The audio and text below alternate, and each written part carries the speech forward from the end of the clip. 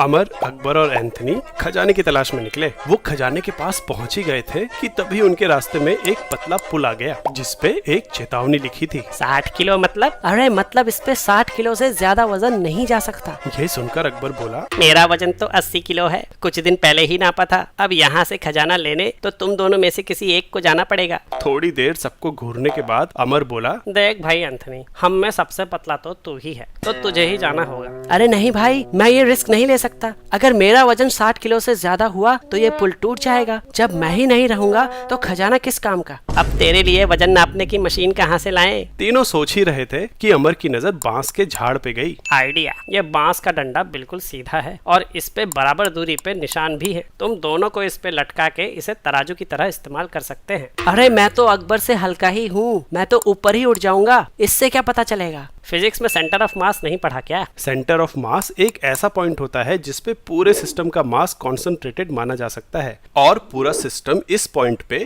या वर्टिकली इसके ऊपर या नीचे किसी भी पॉइंट पे बैलेंस किया जा सकता है। सेंटर ऑफ मास की पोजीशन वेट्स की डिस्ट्रीब्यूशन पे निर्भर करती है। जैसे कि भारी वजन के थोड़ा सा मूव करने पे ये काफी शिफ्ट हो जाएगा, वहीं उतना ही शिफ्ट करने के लिए हल्के वजन को काफी दूर जाना पड़ेगा। अमर ने बांस को एक पेड़ पे टांगा और एक तरफ अकबर और दूसरी तरफ एंथनी को लटकने को बोला। पहले तो एंथनी ऊपर उठ गया, पर धीरे धीरे अमर डंडे को एंथनी की तरफ बढ़ाता गया और एक टाइम बाद डंडा बैलेंस हो गया। मतलब यही पॉइंट सेंटर ऑफ मास है। अगर एंथनी को ओरिजिन मान लें तो इस पॉइंट की दूरी 4 यूनिट की है और अकबर की 7 यूनिट की। सेंटर ऑफ मास के फॉर्मूले में वैल्यू रखने से एंथनी का मास आ गया 60 किलो। ये तो एग्जैक्ट 60 किलो आ गया। अब कैसे जाऊं? लकड़ी का भी तो कुछ वेट होगा, उसकी वजह से थोड़ा कम ज्यादा हुआ तो? अब इतना रिस्क तो लेना पड़ेगा। सर पे कफन बांध के एंथनी पुल के ऊपर चला गया। अब बताओ, अगर लकड़ी का वेट भी कंसीडर करें तो एंथनी का वेट 60 किलो से ज्यादा होगा या कम? वीडियो में